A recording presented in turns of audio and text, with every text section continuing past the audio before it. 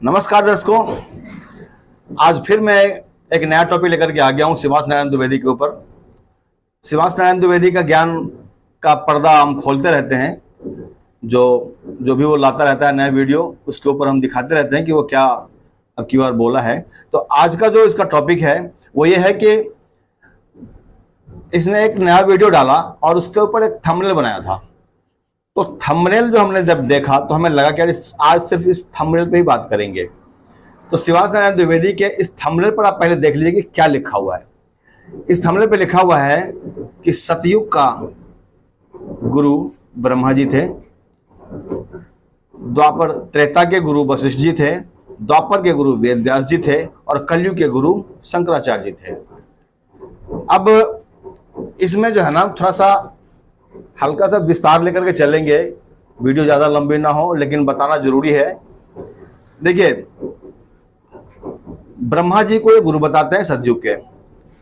अब हम आते हैं ब्रह्मा जी के ज्ञान के ऊपर। सबसे पहले अगर ये गुरु हैं तो गुरु का काम होता है कि हमें मोक्ष का मार्ग दिखाए, हमें सत्य ज्ञान बताए, जो हमें अंधकार से निकाल के प्रकाश की तरफ ले जाए, वो हमारा गुरु है। अब ब्रह्मा जी कैसे गुरु थे, पहले उन पर चलें। और इससे पहले एक थोड़ी सी मैं बात लेके चलता हूं श्रीमद् भगवत गीता के ऊपर कि गीता में क्या कहा गया है। गीता के अध्याय नंबर 4 के श्लोक नंबर 34 में भगवान कह रहे हैं अर्जुन को कि अर्जुन, कि तत्व ज्ञान को अगर समझना है ना तो तत्वदर्शी संतों के शरण में जा। तत्वदर्शी संतों के शरण में जा। उन्होंने ये नहीं कहा कि तू किसी ऋषि मुनि के शरण में जा, किसी साधु के शरण में जा, या किसी और नागा के शरण में जा, किसी कथावाचक के शरण में जा। नहीं कहा। क्यों नहीं कहा? क्योंकि तत्व का ज्ञान और मोक्ष का मार्ग बताने वाला सिर्फ संत ही होता है। संत ही बता सकता है कि मोक्ष मार्ग क्या है, भक्ति मार्ग क्या है। और ये संत की जो परंपरा है ना, संत परंपरा कबीर साहब से चालू हुआ है। कबीर साहब जब जब आए हैं अपने आप को संत ही कहलाए हैं। ठीक है, संत परंपरा कबीर साहब ने चालू करी है, उससे पहले किसी को कोई भी संत नहीं था। आप देख लो, वेद व्यास जी क्या थे? ऋषि। दुर्वासा जी क्या थे? महर्षि। वशिष्ठ जी क्या थे? ऋषि, है ना। विश्वामित्र जी क्या थे? ऋषि। इसमें कोई संत नहीं था, ये सब ऐसे ही थे, सब ऋषि महर्षि मुनि। इनको ये ऋषि महर्षि मुनि और ब्रह्मज्ञानी कहलाने में इनको आनंद आता था। ये इनका ईगो था अंदर का, इनको अपने आप को ऋषि मुनि महर्षि ऋषिश्वर जैसे चुनक ऋषि ये कहलाने में इनको आनंद आता था। संत कहलाना कोई नहीं चाहता था, जबकि वास्तविकता में संत ही है जो कि सच्चा ज्ञान देता है, संत ही है जो कि आपको मोक्ष मार्ग बता सकता है। तो आप बताइए, ब्रह्मा जी अगर सतयुग के गुरु थे तो ब्रह्मा जी क्या थे? ऋषि थे, महर्षि थे, साधु थे या संत थे? क्या थे वो? इनमें से कुछ नहीं थे। उनको ये क्या मानते हैं? उनका मानते हैं ये शिवास नारायण द्विवेदी जैसे वो सृष्टि के रचयिता थे। और ब्रह्मा जी का ज्ञान अब देखिए कि सृष्टि का रचयिता कौन था, ये ब्रह्मा जी को पता नहीं। श्रीमद् देवी भागवत में पढ़ेंगे कि ब्रह्मा जी कह रहे हैं, यहां क्या है, अब चारों युगों में एक ही साथ आ जाएगा बात, एक साथ सबकी लाइन लग जाएगी। वेद व्यास जी हैं राइटर, वेद के, पुराणों के, अन्य सारे कई सारे उन्होंने शास्त्र लिखे हैं। तो उन शास्त्रों को जब आप पढ़ेंगे, पुराणों को पढ़ेंगे, तो उसमें लिखा हुआ मिलेगा कि वेद व्यास जी से कुछ ऋषि पूछ रहे हैं कि जी आप तो बहुत श्रेष्ठ ज्ञानी हैं, आप परम ज्ञानी हैं, आप हमें बताइए कि सृष्टि की रचना किसने की। अब ये देखो, ये सनक सनंदन सनातन और सनत कुमार जैसे महर्षियों की बात कर रहे हैं, जिनको कि आप मतलब वो ब्रह्म ज्ञानियों में श्रेष्ठ मानते हैं।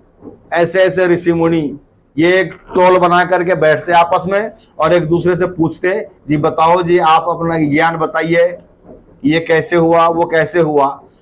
तो इसी तरीके से वेद व्यास जी से कोई पूछ रहा है कि भगवान आप ये बताइए कि सृष्टि की रचना कैसे हुई। तो वेद व्यास जी क्या बताते हैं, कहते हैं कि मैं इस सवाल का जवाब आपको क्या दूं, इस प्रश्न का क्या उत्तर दूं, ये तो बड़ा ही कठिन प्रश्न है। मैंने इस प्रश्न का उत्तर नारद जी से मांगा था। नारद जी से मैंने यही प्रश्न किया तो नारद जी बोले कि हे वेद व्यास जी, मैंने आपको ये मैं कैसे बताऊं। इस सवाल का जवाब मैंने अपने पिताजी ब्रह्मा जी से पूछा था, तो ब्रह्मा जी ने मुझे जो बताया मैं आपको बता रहा हूं। जब मैंने ब्रह्मा जी से पूछा अपने पिताजी से, तो उन्होंने मुझे कहा कि बेटा नारद, इस संसार में ऐसा कोई भी रागी पुरुष नहीं है जो इस सवाल का जवाब सटीक तरीके से दे दे, और मुझे भी नहीं पता इस सवाल का जवाब कि इस सृष्टि की रचना कैसे हुई, किसने की। तो ब्रह्मा जी अपने बारे में बता रहे हैं कि जब मैं होश में आया, जब मुझे ये पता लगा कि मैं भी कोई चीज हूं, तो अपने आप को कमल के फूल पे पाया, और उस कमल के फूल पर मैं बैठ करके विचार करने लगा कि मैं कहां से आया, कौन मेरा निर्माता है, कौन मेरा माता पिता है, ये कमल का फूल कैसे आया, और इस कमल के फूल को खिलने के लिए अगर नीचे कीचड़ चाहिए, और कीचड़ के लिए पानी चाहिए, जमीन चाहिए, मिट्टी चाहिए, ये पानी रुकने के लिए धरती चाहिए, तो ये कहाँ से आया, किसने बनाया। यानी ब्रह्मा जी का ज्ञान यहाँ पे आके समाप्त हो गया, लेवल उनका, उनको यही नहीं पता कि किसने बनाया इस सृष्टि को। उसी में थोड़ा सा आप और आगे बढ़ेंगे तो जो लोग ये कहते हैं कि ब्रह्मा जी ने सृष्टि की रचना की, उनके मुंह पे करारा तमाचा मारता हुआ लाइन लिखा हुआ है कि जब ब्रह्मा जी उसी कमल के फूल पर बैठे थे तो उनसे लड़ने के लिए दो राक्षस आ गए, एक मधु एक कैटभ। तो आप जरा विचार करें, ब्रह्मा जी अगर सृष्टि के रचनहार हैं तो उस मधु और कैटभ का निर्माता कौन था, उसको किसने बनाया। इस सवाल का जवाब क्या उसके पास है, नहीं है। तो अब आपको ये विचार करना पड़ेगा कि ब्रह्मा जी का ज्ञान कितना है, उनको यही नहीं पता कि सृष्टि की रचना कैसे हुई। ब्रह्मा जी अपने ज्ञान में ये बताते हैं नारद जी को कि बेटा नारद, मैं एक बार विष्णु जी के पास चला गया।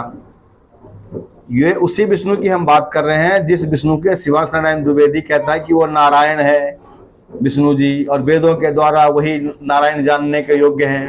तो उसी विष्णु के पास ये ब्रह्मा जी एक बार चले गए और उनको देखा उन्होंने कि वो तपस्या कर रहे थे, वो खुद ही किसी के तपस्या में लीन थे। तो ब्रह्मा जी ने पूछा विष्णु जी से कि भगवान, मैं तो आपको सर्वशक्तिमान भगवान मानता हूं, और आप हैं कि आप किसी और की साधना में लगे हुए हैं, तो वो कौन है। जब ऐसा ब्रह्मा जी पूछ रहे हैं तो विष्णु जी कह रहे हैं कि मैं आपको क्या बताऊं, इस संसार में लोग यही मानते हैं कि आप सृष्टि करते हैं, मैं पालन करता हूं, और शंकर जी संहार करते हैं। लेकिन ऐसा नहीं है, हम तीनों के अंदर जो शक्ति काम कर रही है वो श्री देवी दुर्गा जी हैं, भगवती जी हैं। अब देखिए विष्णु जी अपने से ऊपर एक देवी जी को बता रही हैं। तो हमें अब वीडियो को ज़्यादा लंबा ना करते हुए सिर्फ अपने मैटर पे रहना है कि ब्रह्मा जी को हमें गुरु देखना है कि वो किस टाइप के गुरु थे। ब्रह्मा जी को कोई ज्ञान नहीं था भगवान कौन है, सृष्टि की रचना किसने की। वो विष्णु जी को सर्वे सर्वा मानते थे और विष्णु जी किसी और के बारे में बता रहे हैं, यानी कि ब्रह्मा जी का ज्ञान यहाँ फेल होता है।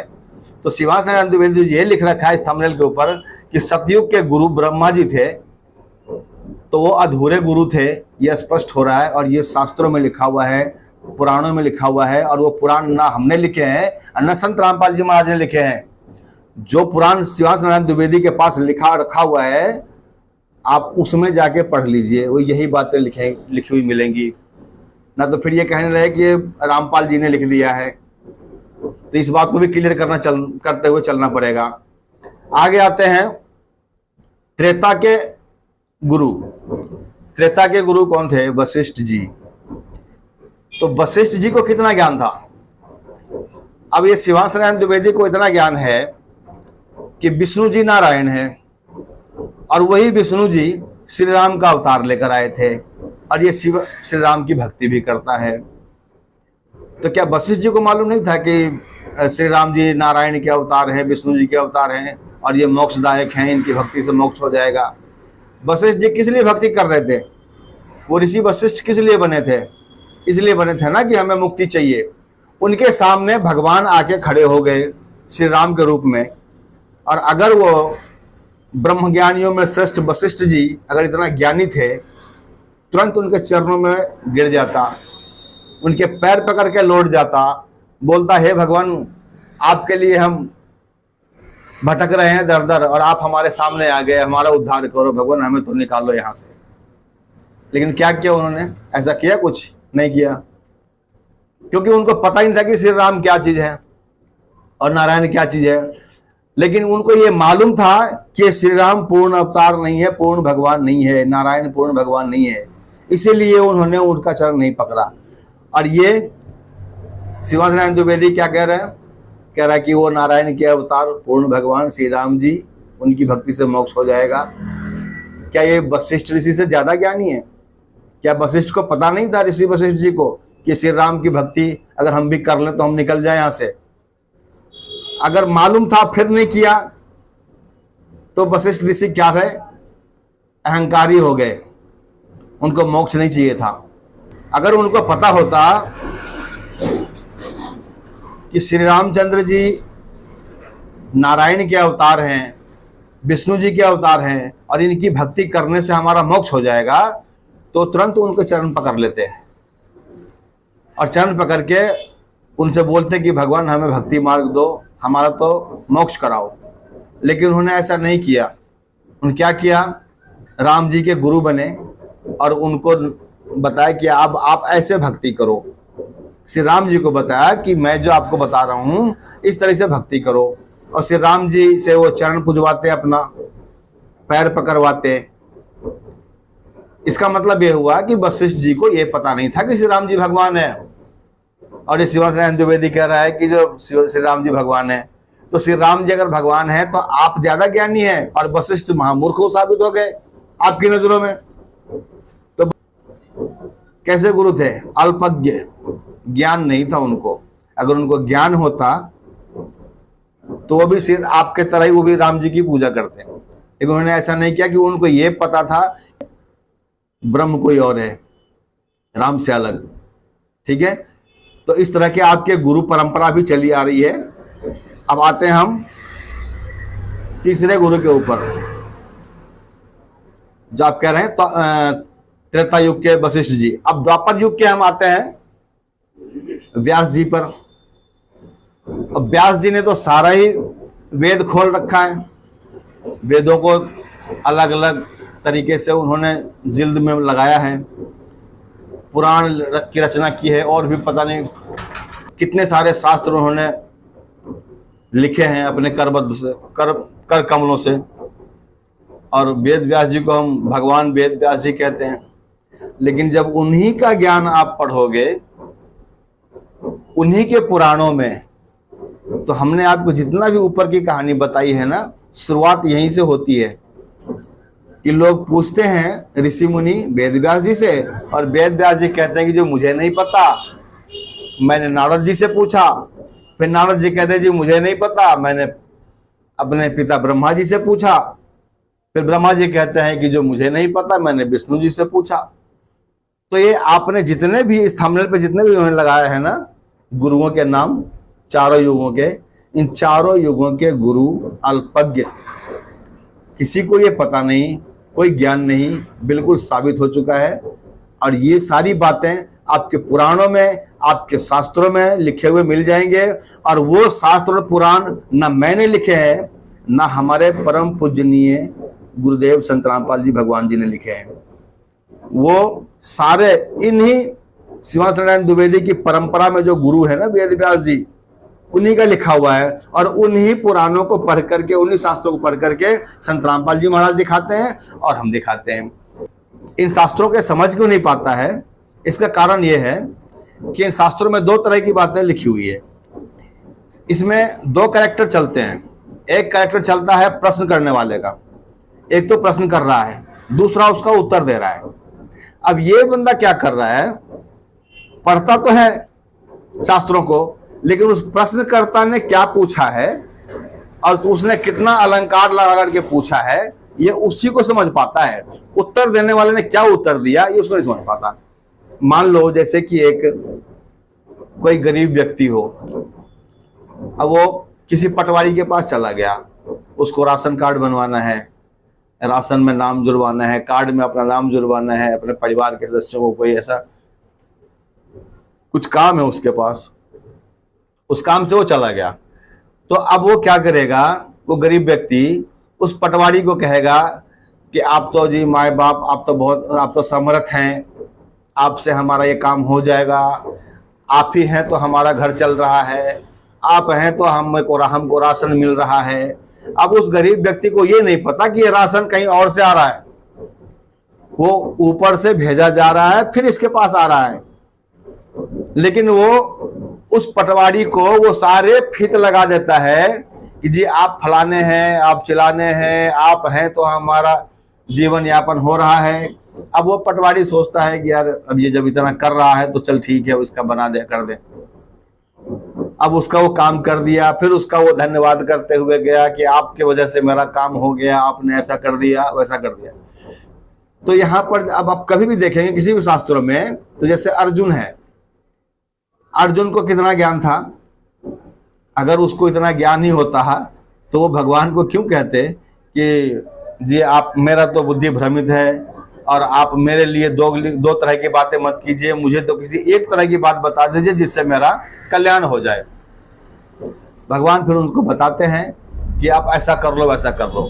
अब अर्जुन का जब आप बात जब उसमें पढ़ेंगे, जब आप, अर्जुन क्या कहता है भगवान को, आप सर्वसम्मत हैं, आपका ना आदि है ना आपका अंत है, आपकी जो है, आपको मैं देख रहा हूं कि आप सारे ब्रह्मांड आपके अंदर समाया हुआ है, ऋषि मुनियों को भी सब आपके अंदर ही समाहित होते जा रहे हैं, और आपसे ही आदि हो रहा है, आपसे ही अंत हो रहा है। यानी अर्जुन को जितना, क्योंकि वो डर के मारे कांप रहा है, उसको देख करके सामने खड़ा हुआ जो ब्रह्म है काल रूप में, उसको देख करके अर्जुन जैसा जो था कांप रहा है। अब वो क्या करे बेचारा, मस्का ना मारे तो क्या मारे, फिर वो मस्का ही लगा रहा है उस भगवान पे। तो वो लंबी लंबी जो फिक मार रहा है ना वो अर्जुन, उसी लाइन को ये शिवानंद दुबे पढ़ रहा है कि देखो भगवान ऐसा है, भगवान वैसा है, भगवान। अरे भगवान, वही भगवान खुद कह रहा है अर्जुन को कि अर्जुन तेरे और मेरे कई जन्म हो चुके हैं, तू नहीं जानता, मैं जानता हूं। तो इस लाइन को शिवानंद द्विवेदी नहीं समझ पाता है। फिर वो कहता है यार ऐसा कैसे हो सकता है, शायद ऐसे ही लिख दिया होगा किसने लिखा होगा, उसे वेद व्यास नहीं लिखा है, पूछना उससे कि क्यों लिख दिया उससे। फिर वही भगवान कहता है कि ब्रह्मलोक पर्यंत भी नाशवान है। अरे जब ब्रह्मलोक पर्यंत भी नाशवान है, फिर कह रहे हो उसका भावार्थ में कि श्री कृष्ण जी कह रहे हैं कि मेरी शरण में आ जा तो तुम मोक्ष हो जाएगा। तो जब ब्रह्मलोक पर्यंत नाशवान है तो श्री कृष्ण जी के शरण में जाने से कैसे मोक्ष हो जाएगा, जब वो खुद ही कह रहे हैं कि मेरा भी जन्म मृत्यु होता है। भाई जन्म तो उसी का होगा ना जिसकी मृत्यु होगी, जिसकी मृत्यु होगी उसका जन्म होगा।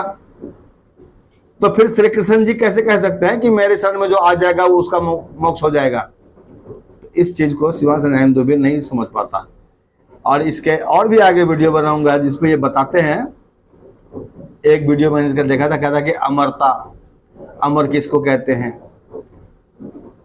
संत रामपाल जी महाराज जी ने किसी किताब में लिखा हुआ है कि कुछ समय के लिए मोक्ष हो जाता है। अब ये इसको पता नहीं कुछ समय के लिए मोक्ष किसको कहते हैं।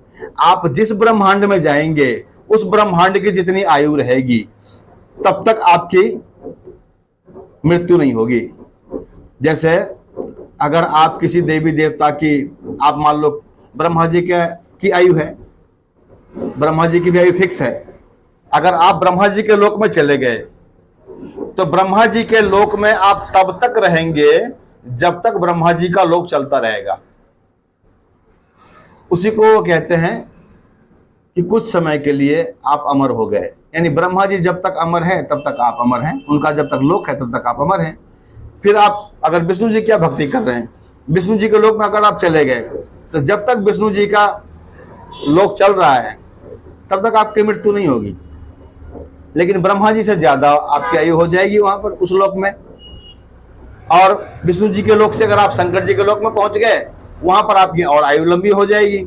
ब्रह्म लोक में चले गए, वहां आपकी और ज्यादा आपकी आयु लंबी रहेगी। वहां पर आप उतने समय तक अमर रहेंगे, आप मरेंगे नहीं। जैसे हम यहाँ पर धरती है, अभी हमारी पृथ्वी है, इस पृथ्वी के ऊपर हम जन्मते और मरते रहते हैं।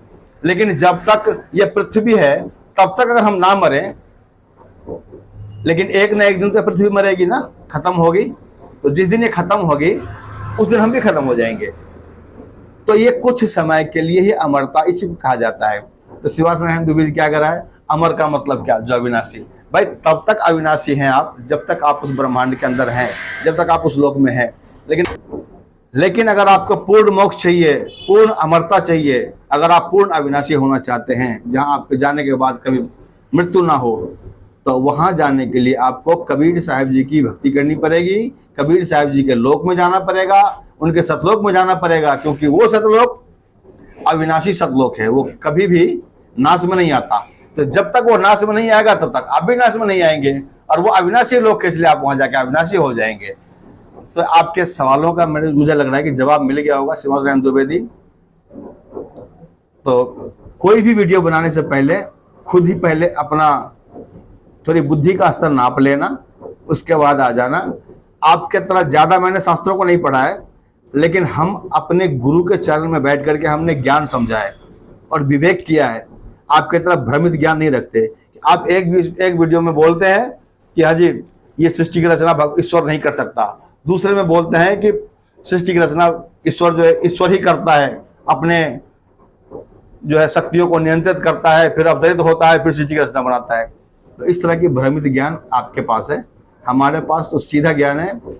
संपूर्ण सृष्टि का रचनहार, कुल का मालिक, पूर्ण परमात्मा कबीर साहब हैं, और कबीर साहब के अवतार स्वयं संत रामपाल जी महाराज इस धरती पर आए हुए हैं, और उन्हीं का ये तत्व ज्ञान इस संसार में अब चल रहा है, और यही ज्ञान चलेगा। अब कलयुग में जो आपके गुरु जी हैं शंकराचार्य जी, वो 4 गुरु हो गए, एक गुरु नहीं है, 4 हो गए अब। और उन चारों गुरुओं के, चारों शंकराचार्यों के अलग अलग इष्ट देव, अलग अलग उनके मंत्र हैं, अलग अलग उनके पूज्य देव हैं। पता कर लेना, अगर ना पता हो तो फिर मैं वीडियो भेज दूंगा, या फिर मैंने इस पर वीडियो बना रखे हैं, आप देख लेना, ठीक है। तो आपके जो चारों गुरु हैं शंकराचार्य, चारों के इष्ट देव अलग, चारों के पूज्य देव अलग, चारों के मंत्र अलग, और आपके मंत्र अलग, आपके पूज्य देव अलग, आपके भी यही, आप श्री राम की भक्ति करते हैं, आपके मंत्र अलग हैं। तो इस तरह के जो दो, मतलब कि जो खिचड़ी ज्ञान लेकर के जो आप आ गए हो ना, ये ज्ञान नहीं चलेगा। भक्त समाज आज के टाइम में सभी पढ़े लिखे हैं और सब इस ज्ञान को समझ रहा है। तो मैं वीडियो को ज़्यादा लंबा नहीं करता हूँ, यहीं पे समाप्त करता हूँ। मुझे लग रहा है कि आपके सारे सवालों का जवाब मिल गया होगा। आपको इस थंबनेल पर ही मुझे इतना बुलवा दिया, अगर आपके एक एक अज्ञान का पर्दा खोलना लग जाओ ना तो घंटों लग जाएगा। चलो, सभी को सत साहेब, सभी को राम राम, सभी को नमस्कार।